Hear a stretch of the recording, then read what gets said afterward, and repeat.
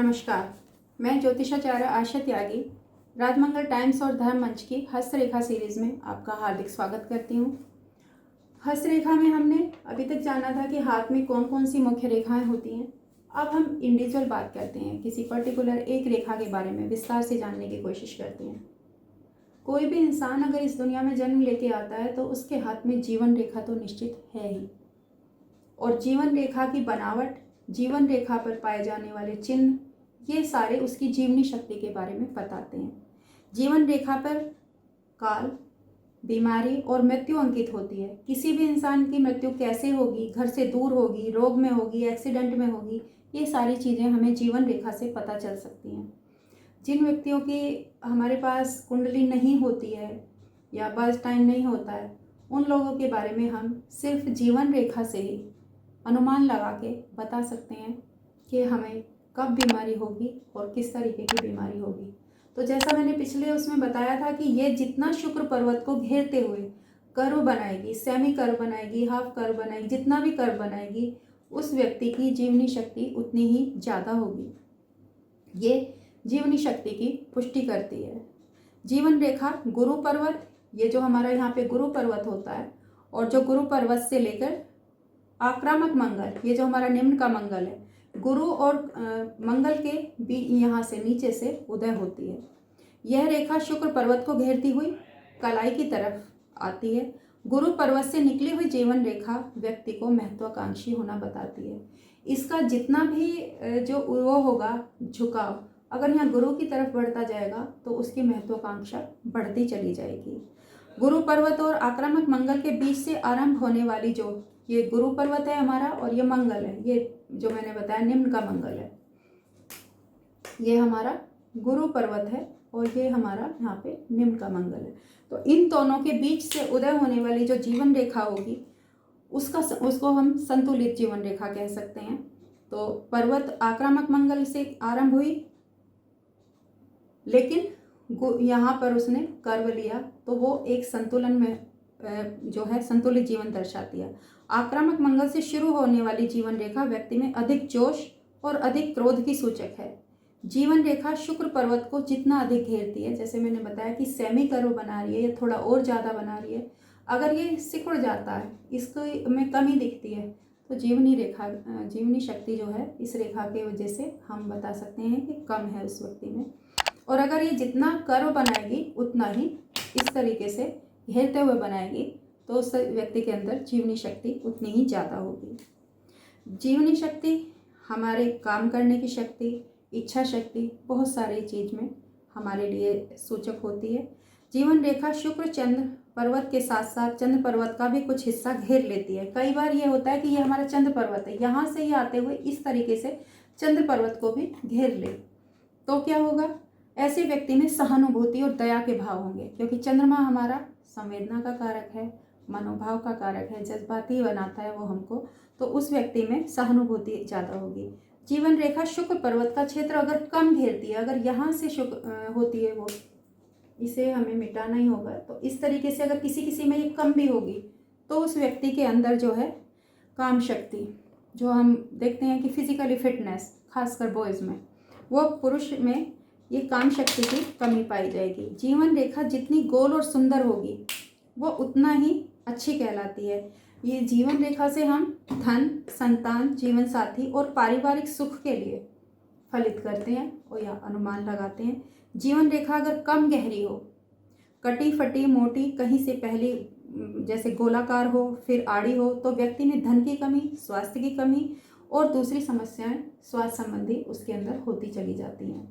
इस पर जितने भी जाल होंगे, जितने भी कट फिट इस तरीके से, किसी किसी में ये इस तरीके की आड़ी रेखाएं होती हैं, किसी में इस तरीके का जाल बन जाता है। तो शुक्र रेखा को जितना भी यहाँ पे खंडित करने वाली रेखाएं हैं छोटी छोटी, वो शुक्र संबंधी हमें जो मिलने वाले फल हैं उनमें कमी कर देती हैं।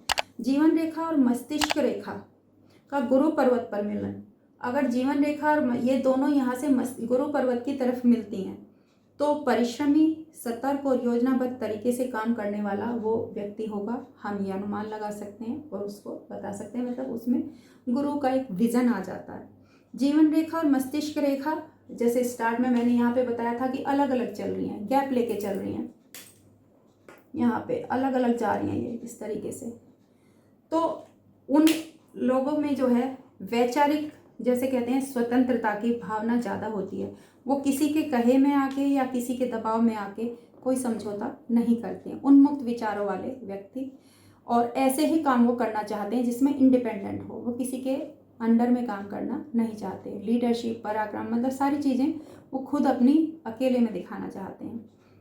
मस्तिष्क रेखा और जीवन रेखा और हृदय रेखा अगर एक ही स्थान से हो, अगर ये हमारी हृदय रेखा भी यहाँ से ही हो तो क्या होगा, मतलब ये भी हमारी यहाँ से हो तो अब क्या होगा। जितने समय तक ये मिलके चलेंगी उतने समय व्यक्ति पर परिवार का दबाव रहेगा। तो मैंने जैसे कहा कि वो स्वतंत्र डिसीजन लेने में अपने पेरेंट्स पर, अपने परिवार में डिपेंड रहेगा। छोटी जीवन रेखा लेकिन ऊपर से आने वाली शनि रेखा जीवन रेखा से मिलती हुई शनि पर्वत पर जाए। मान लें किसी की ये जो है जो जीवन रेखा है ये छोटी है, जैसे मैं इसमें बता देती हूँ कि जीवन रेखा तो इतनी छोटी है लेकिन यहाँ से, और ये छोटी है लेकिन यहाँ से हमारी भाग्य रेखा इस तरीके से आ रही है। ये बेशक छोटी है लेकिन भाग्य रेखा ने यहाँ से आके इसे सपोर्ट दिया। तो अगर भाग्य रेखा इस तरीके से और ऊपर आके शनि पर्वत, ये हमारी शनि की उंगली यहाँ तक ये ग्रो हो जाती है, तो जीवन में विशेष परिवर्तन होता है। ऐसे व्यक्ति के जीवन में विशेष परिवर्तन होता है। जीवन रेखा छोटी हो लेकिन साथ में समानांतर मंगल रेखा हो। जीवन रेखा बेशक हमारी छोटी हो लेकिन यहाँ पे एक मंगल रेखा होती है। मंगल का मतलब होता है भाई, मंगल का मतलब होता है भूमि, मंगल का मतलब होता है पराक्रम। कहीं ना कहीं से हमें सडनली सपोर्ट मिल जाता है। कितनी भी मुश्किलें आए वो इंसान सपोर्ट मिल ही जाएगी और सर्वाइव कर जाएगा। जैसे किसी की ये जीवन रेखा यहाँ से क्रॉस है, यहाँ से कट जाती है या इसमें ब्रेक आ गया है और मंगल रेखा है तो, और मंगल रेखा उसे नीचे तक जा रही है, तो हम उसे कह देंगे कि बहुत ज़बरदस्त एक्सीडेंट तो होगा आपका, कोई सीवियर बीमारी तो होगी आपको, लेकिन आप सर्वाइव कर जाएंगे। या कोई फाइनेंशियली लॉस तो होगा आपको, लेकिन आपको सपोर्ट मिल जाएगी, सर्वाइव कर जाएंगे। यहाँ पे अगर हमारे बाएं हाथ में जीवन रेखा छोटी और दाएं की जीवन रेखा लंबी हो तो इसका मतलब ये होता है कि हमने अपने रहन सहन, अपने चाल चलन से अपने स्वास्थ्य संबंधी समस्याओं में सुधार किया है। दाएं हाथ में जीवन रेखा छोटी हो और बाएं हाथ में लंबी हो तो व्यक्ति की अपनी भूल के कारण स्वास्थ्य खराब होता है। जैसे बाय बर्थ हम मानते हैं कि लेफ्ट हैंड है, राइट हैंड हमारे कर्मास का है, तो अगर कोई ड्रिंक करेगा, अगर किसी गलत सोबत का शिकार होगा तो नेचुरली सेहत खराब होगी उसकी। स्मोकिंग करेगा या और भी बहुत सारी चीज़ें हैं, इस तरीके का नशा वगैरह है, तो खान पान में रात को जगना, दिन में सोना, इस तरीके की चीज़ें, आलस करना, तो अपने आप ही नेचुरली बीमारी उसको लग जाएंगी। जीवन रेखा टूटी फूटी जंजीर युक्त हो, इस पर कुछ कभी कभी ऐसे जंजीर से भी बनी हुई होती हैं इस तरीके से। तो जीवन रेखा पे अगर जंजीर हो, कम गहरी हो, ये उथली पुथली टुकड़ों से बनी हुई द्वीप युक्त हो तो व्यक्ति रोगी रहता है, लेकिन रोग का फलादेश हमें हथेली के पर्वत देखकर करना होगा। अगर शुक्र अच्छा है, अगर उसकी मंगल भी है अच्छा है, उसकी भाग्य रेखा भी अच्छी है, तो हम उसके हिसाब से फलादेश करते हैं। जीवन रेखा अत्यंत गोलाकार अर्थात शनि का क्षेत्र घेरती हुई, मान लिया जीवन रेखा और भी ज़्यादा, ये शनि है यहाँ से, मतलब इस तरीके से और ज़्यादा कर्व बनाते हुए किसी किसी के हाथ में हो, तो ऐसे में धन की स्थिति अच्छी, क्रोध और लालच की अधिकता। जीवन रेखा का टूट टूट कर चलना, यहाँ से स्टार्ट हुई और यहाँ पे टूट गई, फिर इस तरीके से चली, फिर टूट गई, तो मतलब इतना तो नहीं, थोड़ा थोड़ा इस तरीके से टूट टूट कर अगर चलती है तो टूटने के समय बीमारी, मतलब उसे जल्दी जल्दी सीवियर बीमारी के झटके लगते रहेंगे, जैसे बार बार कोई एडमिट होता है। जीवन रेखा नीचे की ओर अर्थात कलाई की ओर शाखाएं हों, अगर यहाँ पे ये शाखाओं में डिवाइड हो जाती है तो उस आयु में दुर्बलता। जीवन रेखा से ऊपर अर्थात उंगली की ओर जाने वाली जो रेखाएं होती हैं, ये उंगली की तरफ, इस तरफ से जाने वाली रेखाओं में अगर कोई इस तरीके का डिवीज़न हो जाता है यहाँ पे, या कोई द्वीप वगैरह इस तरीके से बन जाते हैं, तो उस समय में विशेष सफलता मिलेगी। डाउनफॉल अगर हो रहा है तो नीचे की तरफ डिवीज़न होगा, और अप हो रहा है तो ऊपर की तरफ डिवीज़न होगा।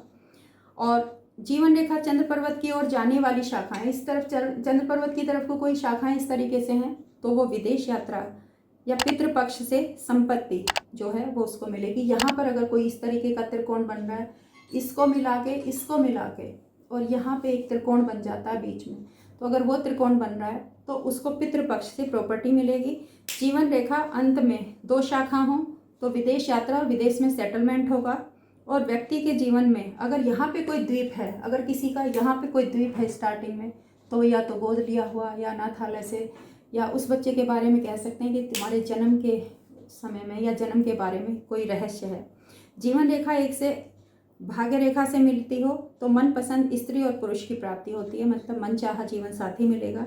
और जीवन रेखा से कोई शाखा हृदय रेखा से मिले तो प्रेम में असफलता होती है। मगर हार्ट लाइन से कोई रेखा इस तरीके से जीवन रेखा से मिल जाए तो उसे हम कह सकते हैं किसी लव ब्रेक की उनकी जो लाइफ में पॉसिबिलिटी है या हो चुकी है। तो इस प्रकार हमने जीवन रेखा के बारे में जाना। अगली वीडियो में हम मस्तिष्क रेखा के बारे में जानेंगे। नमस्कार।